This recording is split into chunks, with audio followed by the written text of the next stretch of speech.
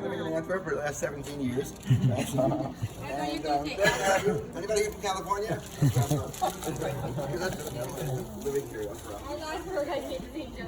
So, near the train station, and attracted the Eastern European Jewish immigrants here at the turn of the century.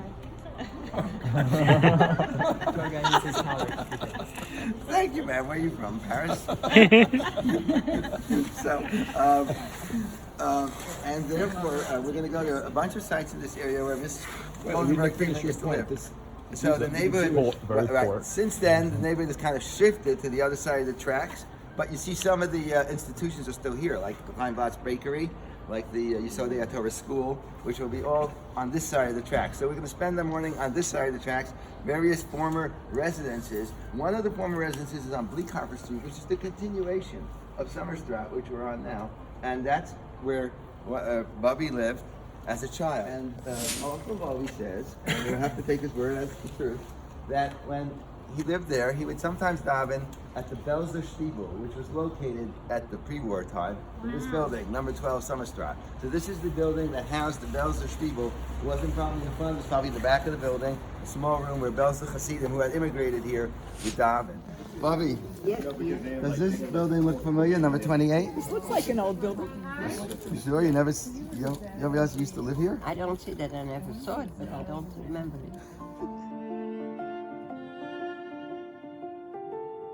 White building with the two gray doors, and on this building on the first floor. The door looks pretty old. This floor, right here. The first floor, the one where Alan's standing. That's the zero floor. Yeah, the ground floor. 0th floor. Is where the Goldenbergs lived in July of 1940. That was the time when Bubby's father was arrested. And we're going to see where he was taken. After he was arrested for violating the curfew, he was taken to the police station, which we'll go to later, and he was beaten. He was active, as we know, in the revisionists, the Jabotinsky revisionists, the predecessor of Menachem Begin's political party, and he had connections, I think, as well. And maybe they wanted to know what that was before the time they were deporting Jews. Right. So they wanted to know all about the community, where everybody lives, how they operate, what their connections are, what money they have. It was all important to them to know. They had moles also. They had malls, right? They had people in the Or like community. collaborators even, let's say. Collaborators, right, Yeah. all of that. And they wanted to see if he could be one, who knows what it was. They ended up beating him, and as a result of the beatings, he was really almost dead. They brought him home. I don't know if it was in a taxi or like in an ambulance, but he came home, and he was. Uncle Bobby remembers him lying in the bed crying for like one night or maybe 2 nights. He died here, and he was buried, as we saw yesterday, in Schulzenhof. And Bobby remembers going to the funeral, and compared to here, Schulzenhof is a lot more green than this street, as you can see.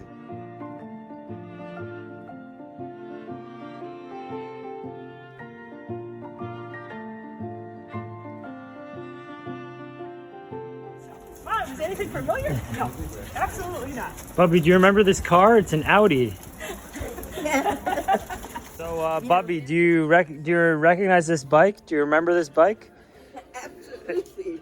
I came from there. I went to America with it.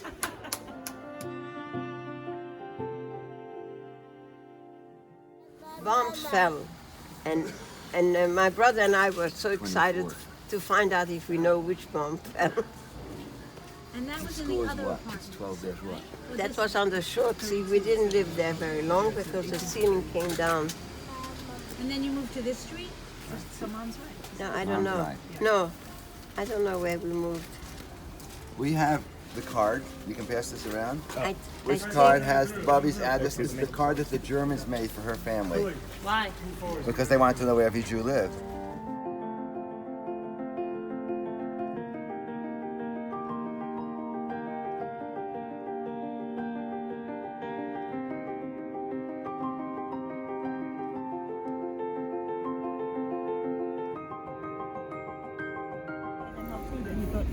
Inside. One who thought he had a daughter that was Yeah, I don't know if You thought I that think yeah, that was good. What? so. structures for the center, but they hollowed out the inside. Staying in there for what? Like the mall, waiting. What? What were they in there for?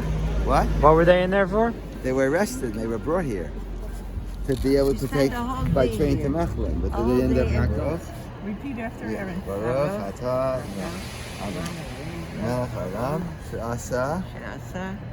How's it go? Shasali Li Li, nes Nes. b'makom hazeh. Nice. Amen. Israel. Am Israel. There was no ghetto. They didn't make Jews live in ghettos. They would just arrest Jews one by one and try to get them, to this concentration area in Mechelen. So until they had 1,000, people would sit in the barracks and wait for days and weeks until there was enough people for the train to go. Over 2.5 years, they only had 25 trains. If you think about it, the trains were only going about once a month, or once every 6 weeks. And sometimes by accident, they arrested a Jew from Hungary or from Romania. I've heard stories that Jews were released because they weren't deporting Hungarian and Romanian Jews.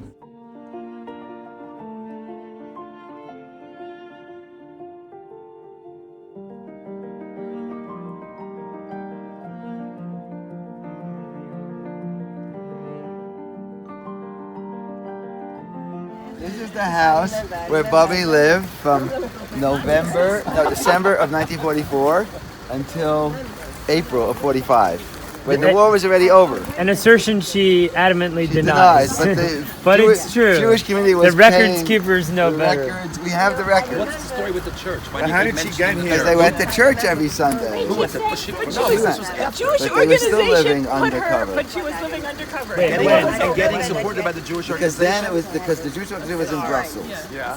The Germans weren't going to come back to Brussels. There was a threat they would come back to Antwerp. Fine, so So they're she here. was here. So But why you did never she knew later? because if the This is Germans later? came back, So she was acting they were like still she was- undercover. This is Who was she after, living After with? the war was after the over. Who was she living with? Madame Van der Ven. Remind me, who was that? You don't know. Obin just was here by herself? They paid this Somebody woman to board watched her. her. She was pretending still to be that Jewish. And I looked at the boxes and I learned to read by myself because I kept asking, what is this letter, what is this letter? And by the time I came to the convent, I already knew how to read a little bit. Good next Epis. Nada. Good. Gunish. Niente. Family, a lady, Mrs. I Van don't- der Ven. I don't remember. Don't you remember living in a house but not being in a convent and not being with your mother? Yes, you once told me. She once told me she was on a farm at some point. That was after the convent. Right. Right, so maybe this was it. Was it more farm-like then? That must have been- No, I lived on a farm. A rabbit. And I tell you, rabbit was tasted very good. Rabbit. That's why I like.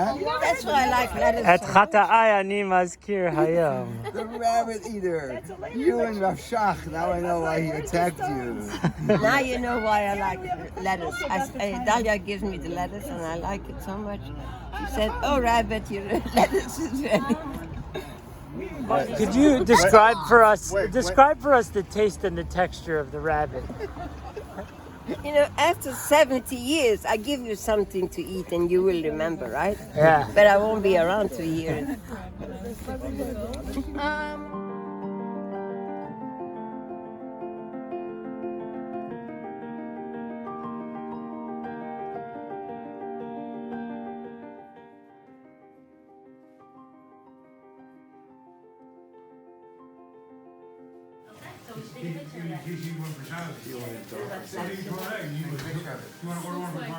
Take a picture of it now.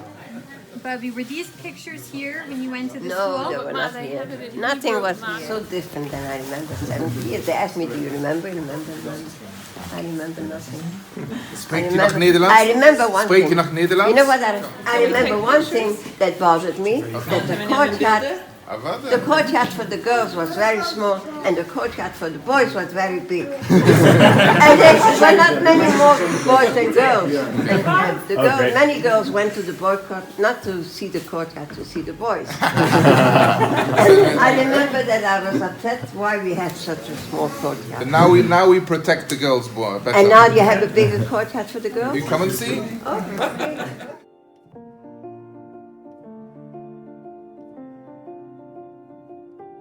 right? Yet those are the top students of this year, and your mother is on the top of the list. Whoa, Bobby. You're on the top of the list of top students. What? You're on the top of the list of top students. Wow. For the class. 1945, 1946. Who knew? Premier prix. Extra prize, first prize. Wow, it was worth for you to come, no? For me to hear you. You were here in 1948, 1949? I was born in 37. So you were here in 1948, 49. Guys, turn to page 104. These are all the kids in the school from 1948, 49. So kick G, kick 2. Goldenberg. Wie hat er geweint? Evelyn. Wie hat er geweint? Lange van Roesbroekstraat. Nicht Lange Leemstraat? Lange Leemstraat, nog den. Später. 271 Lange Yeah, Leemstraat. 271. Before Un garçon, une fille. What does that mean? One boy and one girl. Yeah. One My brother was a little 14 months older, but he said, you have to listen to me because I'm older than you. And he was very bossy, but he's not bossy You can anymore. read this. Yeah, I have to put something on. This is the father. It says overladen. Overladen. Oh, it's gone. He passed Never. away. He was killed on the street by the Germans. He was only 40 years old, maybe 41. No, he was 40 years old or 39, I don't know. What year was your mother here? 53. Yeah, it was not a good life. And 1 year.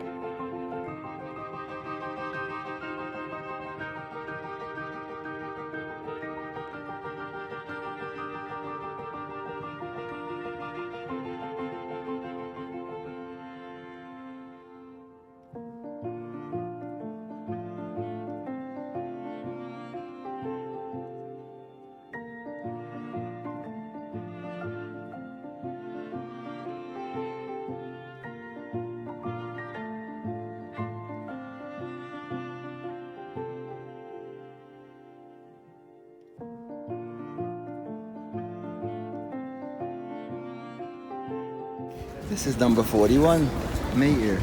It's definitely Meir because the sign on the building says Meir. And it's an old building, so it looks like it did when you went to school. What do you think, Bubby? Right here, across the street. Right here. What's this building?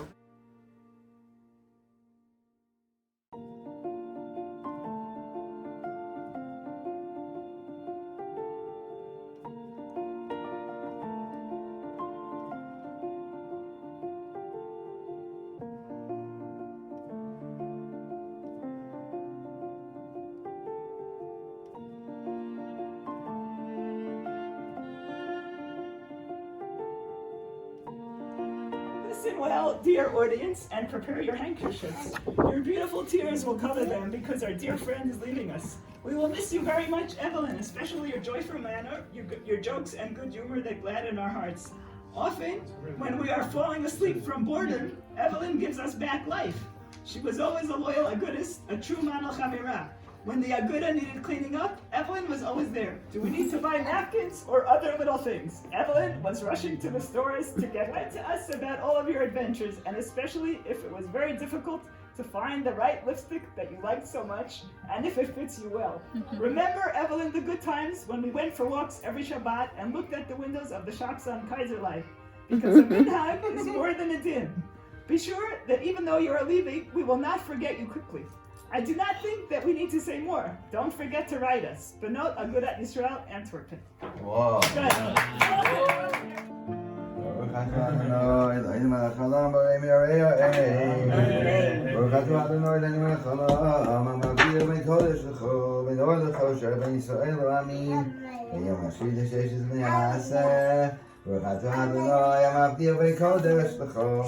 Good.